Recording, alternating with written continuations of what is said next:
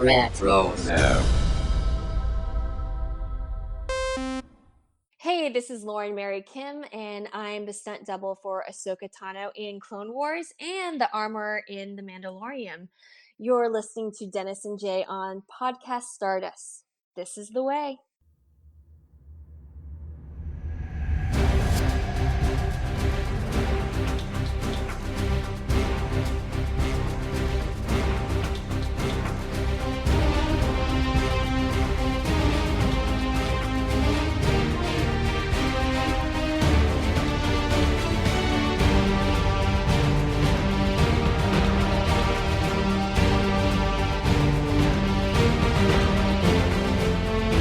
Well, welcome to Podcast Stardust. This is the fully armed and operational podcast dedicated to Star Wars news, reviews, and discussion. I'm Dennis Keithley. And I'm Jay Krebs. And we are going to be revisiting a relatively new type of show here in this episode of Podcast Stardust. It is our Ask Me Anything Star Wars segment. But before we get into that, Jay, I want to remind everybody where we can be found around the internet. All right. Well, you can always ask me, and I'll tell you the same thing. We are on Facebook, Instagram, and X, conveniently at Podcast Stardust. Okay, the dish is aligned, the signal is boosted to maximum output, the shield is down, we are now broadcasting to the galaxy. So like I said a moment ago, this is our Ask Me Anything Star Wars segment for October 2024. Now, we did this previously in episode 768, which was back in August. So if you want to hear some varying Star Wars discussion, then go check that one out. I'll try to put a link to that in our show notes.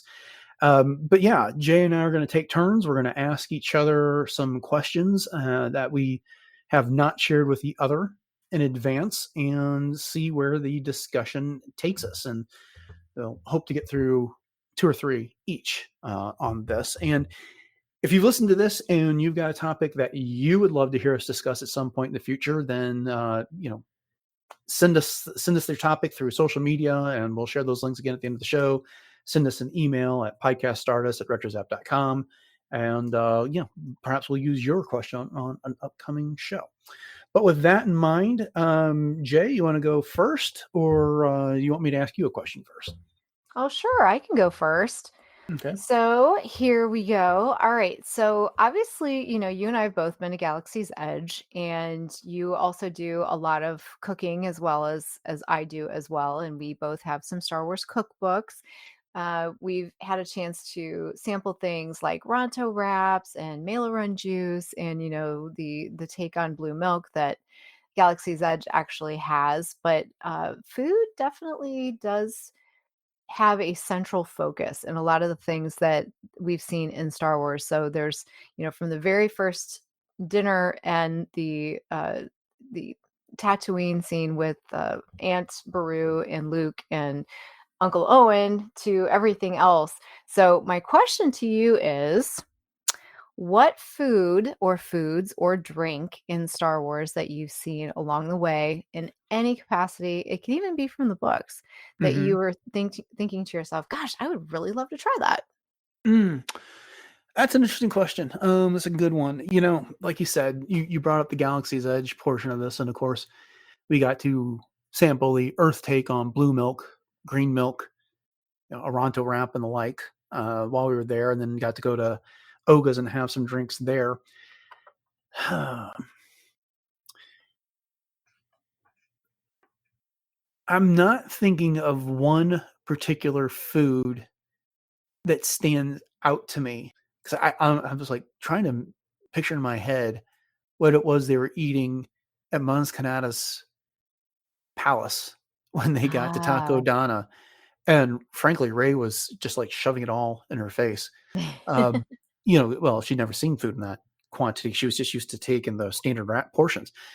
Actually, that's something I'd be interested in doing. I know that they actually made that work. It wasn't a special effect. That like instant bread that she had on Jakku, that would be something I'd be interested in trying. And for no other reason, just to see it work, I think could be fascinating. And 2, what's the name of the rare Alderanian wine? Yes, it's Tanneray. Tanneray. So I knew it was something like that. Yeah. Mhm. Just because I like to drink wine, and having something that would be extremely rare like that after the destruction of Alderaan could be fun.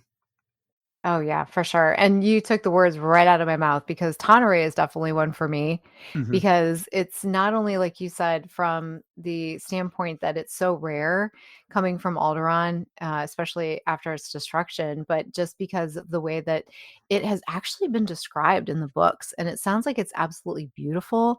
It's got Hmm. this beautiful blue hue to it, and just the way that people talk about it I just think is incredible. So is there another one that you can think of? Well, I wouldn't certainly want it raw, but there was that creature that crashed into Tatooine that Obi-Wan was cutting up. It looked like some sort of a salmon steak that they're making in the Ah. Obi-Wan Kenobi series. Mhm. So perhaps getting a chunk of that I could throw on the grill might be interesting. Mhm. Um, but yeah, it's like a lot of the time, like, because I can't even think of what they were really eating around the table at Shmi Skywalker's hut in Mos Espa either, other than there was Mhm. like those little apples or nuts that Jar Jar kept trying to snag with his tongue. Right. And don't want to disparage Shmi's cooking, but I don't really know what she was serving there. Mhm. Definitely not the Mhm. frogs that Jabba eats. Not that. No, Any definitely others for not. you? Yeah, so there's a few actually. So Mhm. speaking of the Phantom Menace, I would love to try the little pally cakes, Mm. that they were buying from Jira in the square. And then we mentioned Tanneray, and then Nerf steaks are very intriguing to me as well because we've always heard of like scruffy looking Nerf herders and whatnot, but Nerf steaks have been talked about quite a bit, and some of the local seasonings from the different planets and whatnot, I think would be a really cool thing to do. Mhm. And then here's just some really weird ones, but the travel biscuits, do you remember those in Andor that Yeah, Pershing and Elia, was that her name? That they were sharing and that just was kind of actually in The Mandalorian. oh, the Mandalorian. Yes, thank you, thank you, thank you. Mhm. And from Andor, the cereal, the cereal that Cyril was eating Oh yeah. was another one. And I know there's a recipe out there for this, but Yoda's root leaf stew. I don't know what it is. It's just when Luke is there in the hut and it's pouring down rain there in Dagobah and he grabs his little, breadstick and the root leaf stew. I'm all about the hearty, stews and soups, especially in the cooler and damper types of the year. And I just think that that would be so much fun.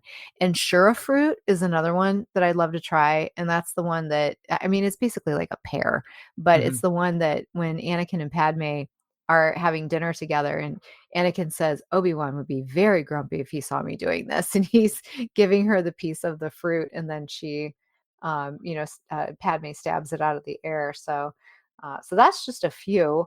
But and then I've always wondered exactly what they were eating uh, around the table in Cloud City, but we got a little bit of an insight to that from a certain point of view, if you remember, because there was that whole chapter that was devoted to the kitchen staff and the wait Mhm. staff on a Cloud City. And I've always been intrigued by that. So of course, as a culinary teacher, the food stuff is always near and dear to my heart. So yeah. Yeah, I keep them with things that I don't want, like the grilled monkey lizards from Oh yeah. Navarro from the beginning of Mandalorian. I wouldn't want that, but also from the Mandalorian, the blue macaroons Oh yeah. that Grogu stole from that other kid.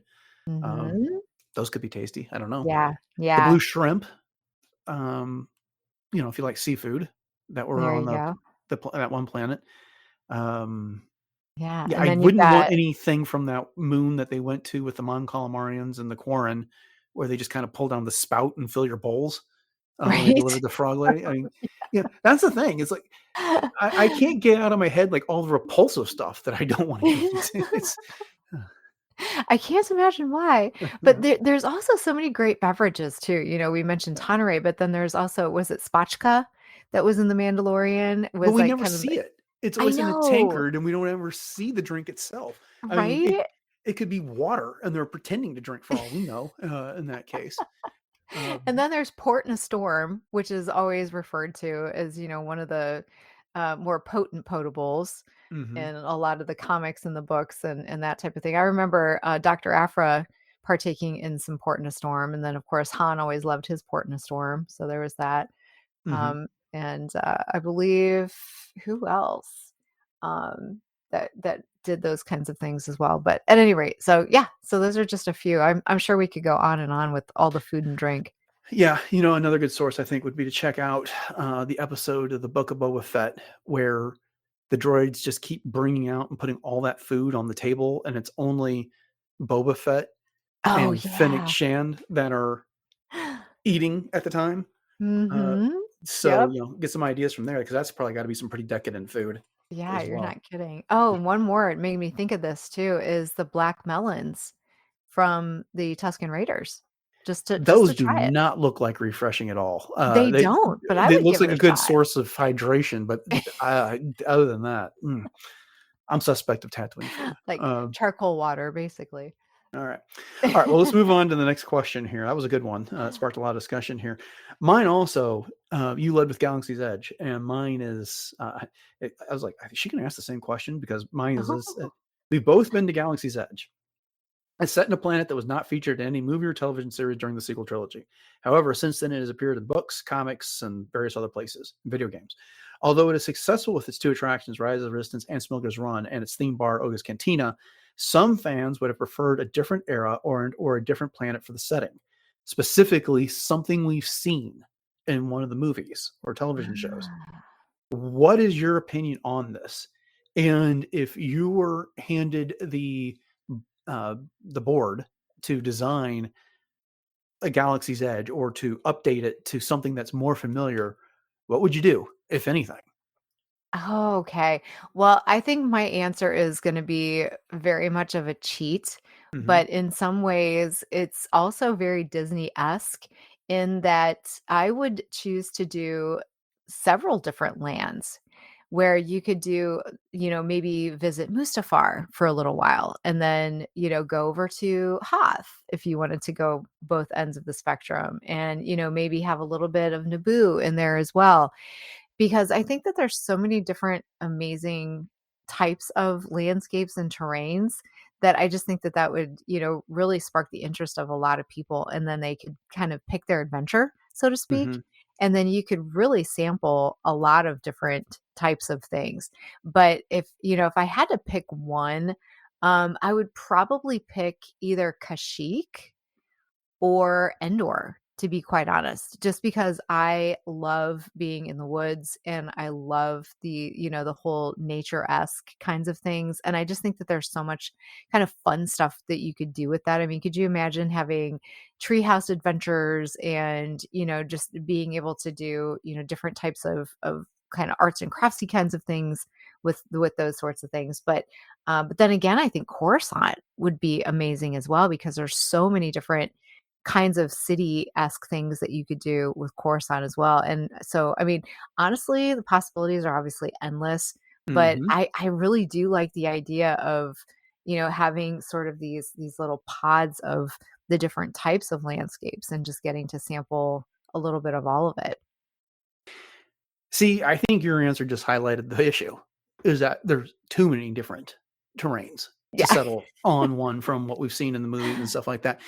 It's not like Hogwarts from Harry Potter that's over in Universal because it's such a no-brainer what to pick there. You pick the castle that all the kids went to school so that they can do Sorting Hat, and then you do Diagon Alley, and you in Hogsmeade you've got a much more limited scope of things there that it can be done in a smaller area without having to worry about vastly changing environments there.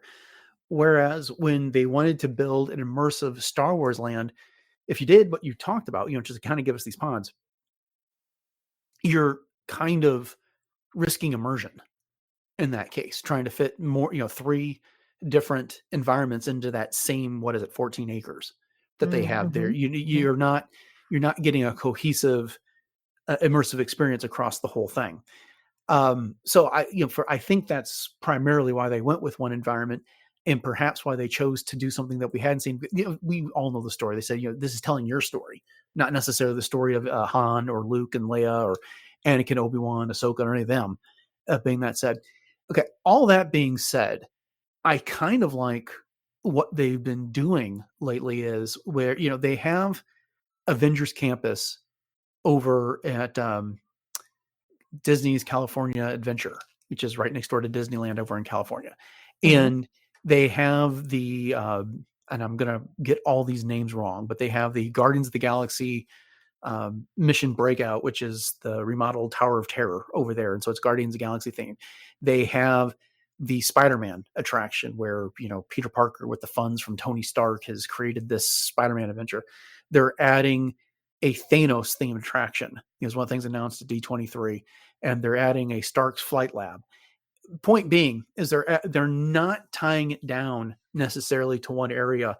And anytime there's like a new Disney Plus show or a movie, the characters that showed up there appear at Avengers Campus, regardless of whether they died or not. They have meets and greets with them. They don't tie it down to a specific time period. And I think that's probably the way to go with Galaxy's Edge is, I like Rey. I like Kylo Ren.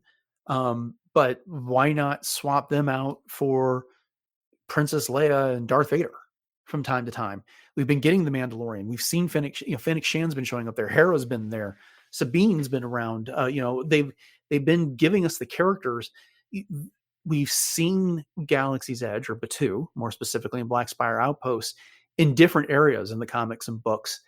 So it is something that's ripe to allow other characters and other experiences live in. I don't know that we necessarily need to tie it down to the sequel trilogy era at all times anymore. Hmm. Which is to say, another thing is like, some of the things that go against that is we have sequel trilogy era ships. We've got the X-Wing and the A-Wing that are parked out in front of Rise of the Resistance. And then we've got that First Order shuttle that's on the other end of it. Okay. That's something to deal with. But I just don't know that they need to work so hard, because the land is immersive Oh as it yeah. is. And it doesn't necessarily, with the exception of those things, it doesn't scream that it has to be tied down to just one era. Mhm, mhm. No, that's fair. Mhm, And, I guess we're kind of, spoiled in a way that we mhm, do at least have Galaxy's Edge, but mhm, you're right. I mean, for a lot of people, Batuu is it's great, but it's not mhm. something that people are super duper familiar with. So, one thing too that I was thinking about as you were talking about all of that is that something that might be fun to solve all of those problems is to create like a Death Star experience. You know what I mean? And Yeah. something that's completely off base from everything else. But I mean, could you imagine there's so many different things you could do within a Death Star experience? My only pushback on that is that we've got a Star Destroyer experience with Rise of the Resistance. You get taken up into a First Order Star Destroyer. But to your point, you could put another attraction in Galaxy's Edge and come up with something different. The great thing about Smuggler's Run is that, and they're already doing this, right? They've got its core mission now where Hondo gives you a mission to go steal some coaxium. And we know when the Mandalorian and Grogu comes around, we're going to get some sort of Mandalorian mission in there as an alternate take. They already do this with Star Tours. It's not in Galaxy's Edge, but they can update it with new scenes from time to Mhm, time. Well, give us another ride. It doesn't have to be set during the sequel trilogy. I mean, you could do it something where we board a ship, we go off into hyperspace, and the next thing we know, we're at Mustafar, like you suggested. You never got to do that immersive experience with alternate reality, Shadows of the Empire. no, I did not. Yeah, our old buddy Taxus and I went and did that, and you got to go Yeah. invade Vader's palace, and you put on the the the gear, and so you were in the alternate rally where you looked like you were stormtrooper. You were disguised as stormtroopers and faint to the palace. But anyways, point being is that you could work other stuff in there, and it doesn't necessarily have to be tied down to any one particular era. You could come up with all kinds of things. I mean, yeah, give us like some sort of permanent Mandalorian attraction in there. Mhm. Uh, there's no reason no reason you couldn't have other Mandalorians just wandering around doing stuff. Oh, So, yeah, for sure. For mhm. sure. No, that'd be great. I mean, I just wanna get back to Batuu. I mean, just give me Batuu again. I For hear you. sure. No, those are all awesome. All right. All right. So, my next question for you is that, Star Wars has definitely given us so many amazing inventions and items. And some of these are, very high tech and very, very sci fi. And others are things that, you look at and you think, boy, that would be really cool to have in everyday life. So, my question to you is, what Star Wars piece of technology or just item in general that you've seen on screen that you thought to yourself, wow, that would be really cool if it actually existed? Bacta. That Mhm, isn't so much a technology as an application, but the ability to discover it, refine it, and use it in medical procedures would do so much amazing work, I think. mhm, So that would be my first choice. mhm, Beyond that, um, I'm making an assumption here, but it seems like the standard like repulsor fields that they generate to have their floating vehicles that fly around in Coruscant and the like aren't pollution causing. So you would mhm, get efficiency, the ability to go more places, they go more places faster, and it would have a positive impact on the environment. So I think my have to pick between some version of Bacta and that. I think would be my top two choices. mhm, mhm. That was definitely something that popped into my head as well because I mean, back to everything from the tanks to even just the patches is just absolutely amazing, Hmm. when it comes to the healing properties that they can actually give to us. So, some of the other things that I've seen go back to, for example, the Phantom Menace, the Hmm. rebreathers that they Hmm. use when Obi-Wan and Qui-Gon are going to see the Naboo, into the planet core because I mean, obviously we have things like scuba and whatnot, but I don't know. I just think that that's the coolest thing. They just stick this little thing in their mouth that almost looks like a mini harmonica, and then you can breathe underwater. I mean, how Hmm. cool is that? So I love that idea. And then you mentioned the repulsor, which was another one that I thought of as well. And then ironically, I thought about the apparatus that makes Ray's green bread, the portion thing, and that kind of course, springboards off of the whole idea from what we were talking about with for example, Aunt Beru's I think it was almost like a canner sort of a thing that she was putting some things into. So I'd be really curious on how that actually works. But then, there's so many things ironically that have come through Star Wars that have actually inspired everyday items. I mean, everything from, even like the holochess and, robotics and droids to some of the bionics and the applications, as you mentioned, with, the medical types of tools and implements and whatnot. So there's all of those things as well. But yeah, the rebreather for me is like got to be number one. Hmm. Neither one of us said lightsaber. Right. This and make a mistake that lightsabers are cool, but I'm more likely to slice off a limb of my own Mhm. or to damage my house with a lightsaber than I am to use it safely or efficiently, for that matter. Yeah, the holo projector and holo communications. That's also would be high on my list. And yeah, and then just the ability to go to light speed would be cool. I mean, that would solve a lot of problems as well. Oh, Uh, yeah, for yeah. sure, for So. sure. Yeah, I was just thinking more along the lines of, like, an actual practical, Mhm. everyday item, and of course, as cool as it would be to have a lightsaber, yeah, maybe not a whole lot of reality to that. Indeed, indeed. Okay, well, we got time for probably one more before we wrap everything up here, and this one might be a tough one, but I'm going to ask you to rank these items here. Mm, okay. Rank the character arc or journey of these characters: Padme Amidala in the prequel trilogy, Mhm. Princess Leia in the original trilogy. I bet you can guess the last one.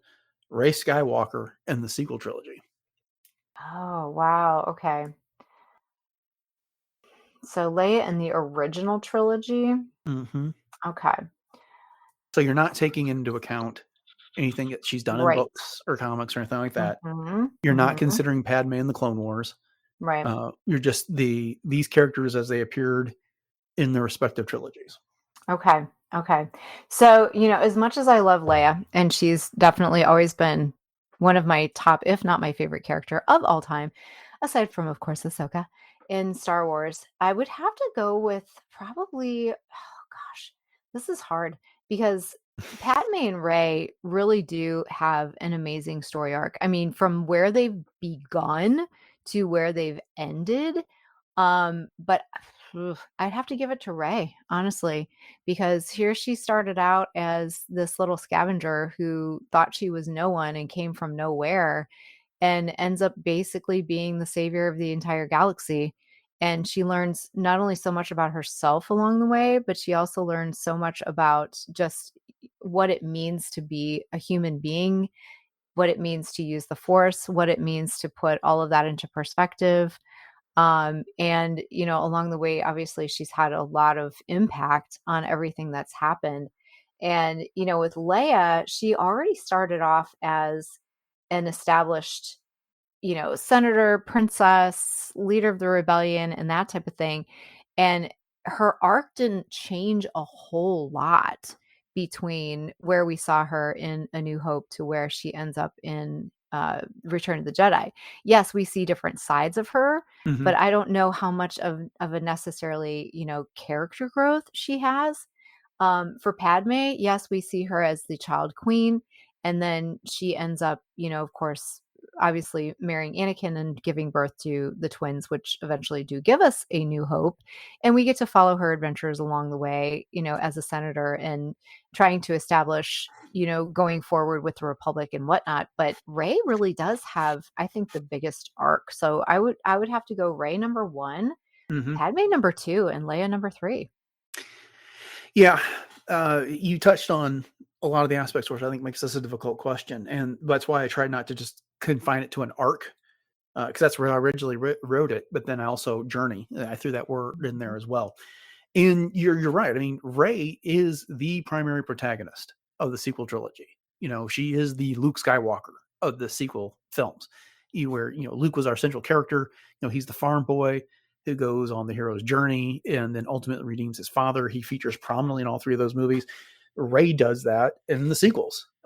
She is our character that goes on her own version of a hero's journey and ultimately brings about the downfall of the reborn emperor and redeems Ben by the time we get to the sequel trilogy. That being said, I think there's a lot of aspects of Padme and Leia's stories that I like better. Amidala, Padme is incredibly brilliant. She hides her true identity. She's got a great scheme going on with her handmaidens to protect her identity. She goes to Coruscant to get help, doesn't get it, takes matters into her own hand, frees her planet. Then in Attack of the Clones, as you're pointing out, she's a senator there, and she's going to great lengths to try and, save herself, prevent an oncoming war, which she's not successful in doing, but she's not like as Leia, she's not really like the damsel in distress there. Mm-hmm. But then what does she do in Revenge of the Sith? Is the Right. problem with her story. She dies. Yes. She dies Right. of a broken heart. She doesn't get she gets a great line, this is how Liberty dies, to thunderous applause. But what other great lines does she get in that? What other great moments does she get in that movie? Not much there. I mean, and it's unfortunate, really. yeah. It's as much as I like Revenge of the Sith, it's almost a waste of Natalie Portman's talent, way that she's used there. But then you get Leia in the original trilogy, and she's got great lines and interactions with Darth Vader, with Moff Tarkin. She takes over her own rescue. She's a key part of the getting out of there, and she's got a great role in there. And she's pointed, she's in the Senate, she's a leader. In The Empire Strikes Back, she's a general. She's someone who's clearly important. But and then in Return of the Jedi, she gets to kill Jabba. She's part of the attack team that goes to Endor.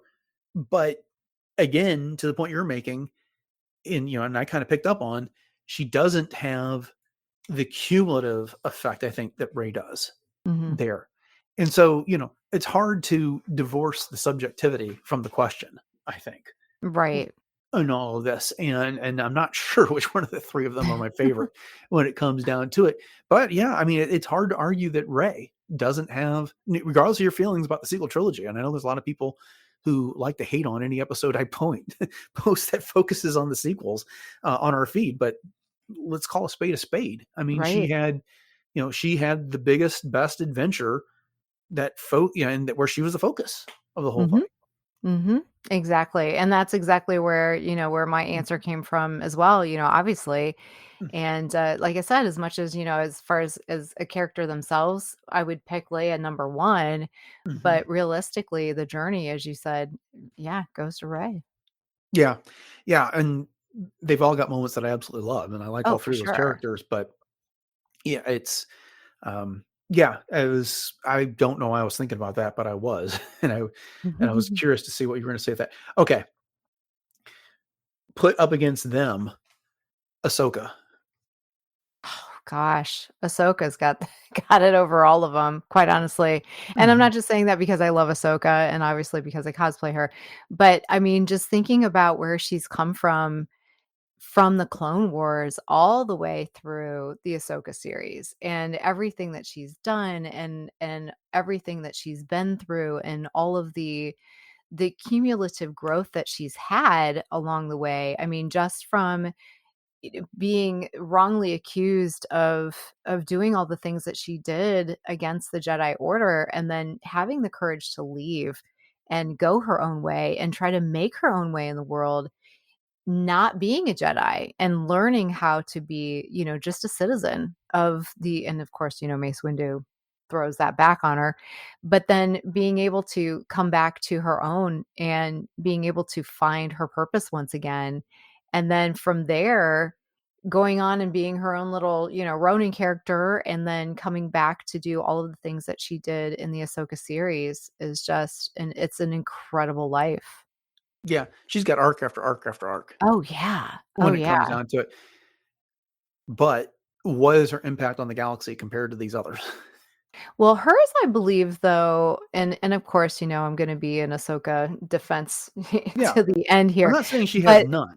no, but what I'm saying is that Mhm. hers is the stuff that you don't realize is happening in the background, but without it, things wouldn't happen. You know what I mean? That her impact is one that's so subtle, but yet it's so impactful that you're one of those kind of people that if you don't know, you won't know, Mhm.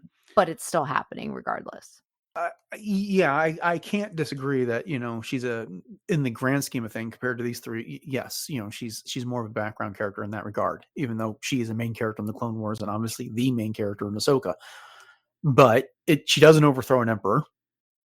She's not a key member of the rebellion at the time when the emperor is overthrown.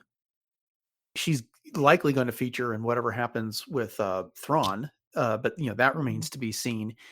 And frankly, her leaving the Jedi Order didn't do Anakin any good on his fall to the dark side.